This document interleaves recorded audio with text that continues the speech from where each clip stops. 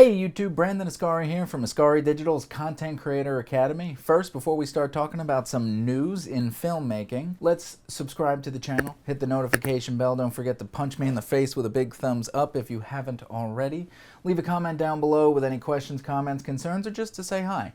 First, let's go to the intro, then we're going to start talking about some news in film.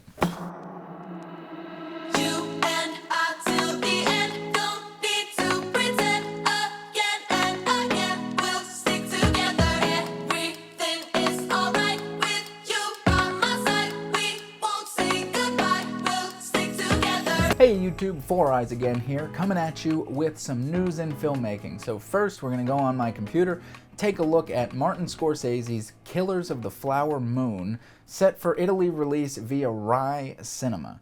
So it looks like Scorsese, the god of filmmaking, is creating another movie, and I believe it is with Leonardo DiCaprio and possibly Robert De Niro. So let's take a look at what they have to say. Martin Scorsese's next film, Killers of the Flower Moon, will be released in Italian cinemas by Rai Cinema's O1 distribution unit, the company said Wednesday. Okay, I don't know what that is. Sounds exciting. The period murder mystery is based on a real-life incident and will star Leonardo DiCaprio. I agree with this. Robert De Niro is also believed to be on board on the project. Shooting is expected to start either in March or April 2020, Del Bracco said. Is it though? When did this get released? This was, December 11, 2019. That's probably why they were planning on doing it. So I wonder if it got postponed. We'll update that after I finish the article. As far as I know, we are the only territory where the film will not be going out in theaters through a major studio, said Rai Cinema CEO Paolo Del Bracco. Rai Cinema is the film unit of Italian pubcaster Rai. Pubcaster? Is that like an Irish pub and a television cast? That sounds awesome. Del Bracco noted that Italy's Leone Film Group and Rai Cinema jointly acquired Italian rights to Killers of the Flower Moon from Imperative Entertainment when it was in the early stages of development by Scorsese and DiCaprio together with Imperative co-founders Dan Friedkin and Bradley Thomas. By going in early, we managed to carve out rights for Italy before it was sold to Paramount, he said. Paramount announced that it would finance and globally distribute the film in June. Sadly, I believe Paramount lost it to Netflix, so Scorsese's follow-up to his current award favorite, The Irishman, is an adaptation of a true crime thriller, Killers of the Flower Moon, the Osage Murders, and the Birth of the FBI. Interesting. By David Grant, a staff writer for The New York and author of The Lost City of Z.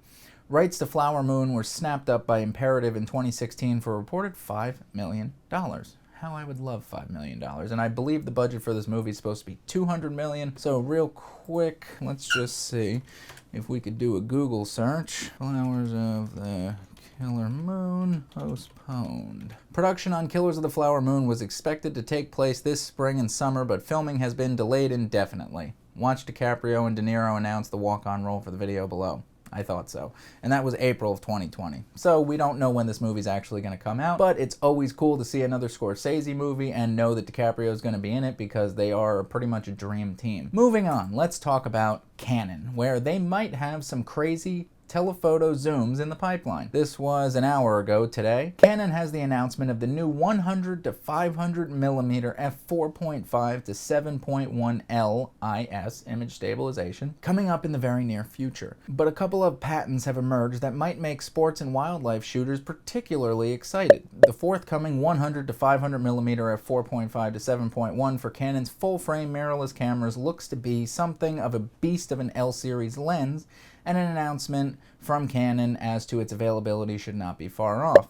Meanwhile, Canon has unearthed some interesting patents for 100 to 600 millimeter and 120 to 700 millimeter lenses. Holy crap.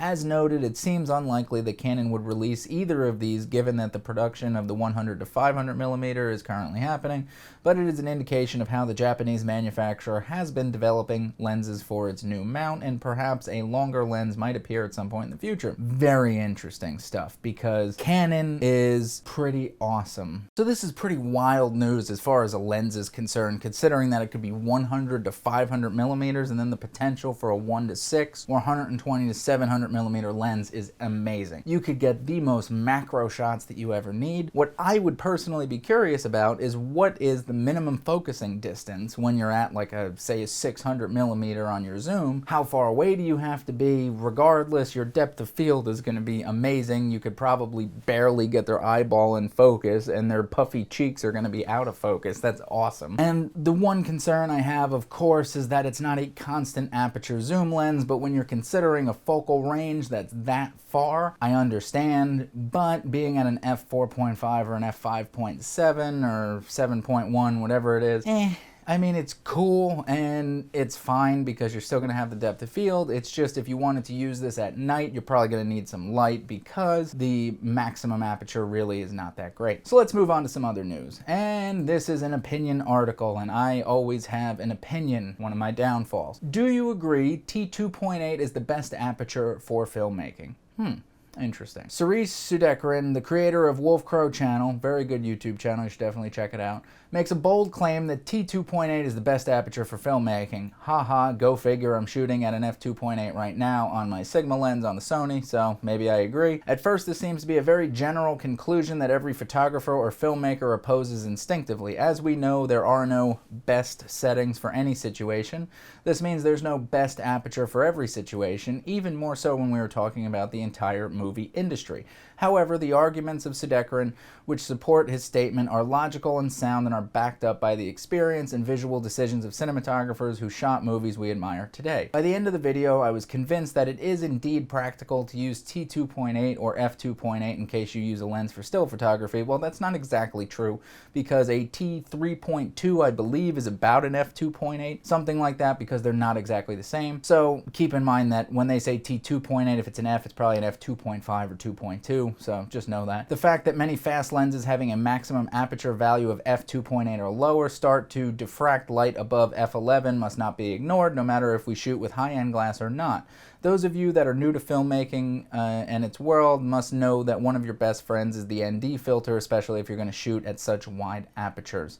Let us know if you agree with the statement that T2.8 is the best practical value for filmmaking. I've never really given any thought to what is the best aperture for filmmaking. I can tell you that if you want a little bit of a shallow depth of field, not too much, but pretty flexible depending on any focal length lens that you're using, depending on the lighting environment, T2.8 or f2.8, whatever you want to call it, give or take a little, minor change in the f-stop to the t-stop, is a great choice. As I said, I'm currently using it right now because it gives me a little bit of shallow depth of field behind me, but keeps my beautiful and ugly at the same time face sharp and in focus, as long as the autofocus is working, which I really hope it is. It's the first time that I'm using it for a day of shooting. So I guess I agree with that, because I do find myself using T2.8 a lot, especially when I'm using my cinema lenses. I use the Rokinon Cine DS, and the reason is my 16mm opens as wide as 2.2, while my 35, 50, and 85 go to a T1.5, so I try to use one that is on all of my lenses, which happens to be a T2.8, so it's easy to kind of set and forget that, still get a little shallow depth of field. So I guess I do agree with this. Not 100% sure, but for the most part it sounds logical. I agree with it. I don't see why it makes a difference. Some situations I have to use an F or T4, I have to use a 5.6. It just depends on where I am, the look I'm trying to get. Sometimes I'm shooting at an F10 or 11. It just depends on how much you want in focus in your shot. If you want that slightly blurred background, yes, 2.8, great aperture. If you're shooting on a full frame camera, you get the same thing with an F4. If you want razor thin, shallow depth of field, you want to do like a 1.5 or a 0.9 or something like that. But if you want everything in focus from you to, say, 5 feet back, then you're going to want to shoot on like an f11 or an f18 or something like that. So it's all things to keep in mind. This is an opinion article, not really a news article, but something that I thought would be fun to kind of shake it up a little bit. And okay, sure, I'll agree. T2.8, f2.8, or 2.5, whatever it would be, sure, that's the best practical one in that sense. But remember, completely adjustable depending on the project that you're doing. Anyway, if you have any questions or comments, leave them down below. As you know, my name is Brandon Ascari from Ascari Digital's Content Creator Academy. Don't forget to punch me in the face with that big thumbs up. Subscribe to the channel, hit that notification bell so you and all your friends and family can be the first to see our videos when they air, Mondays and Wednesdays. Also, let me know in the comments, please, if you think that this is something that we should continue doing. And in the meantime, I will see you.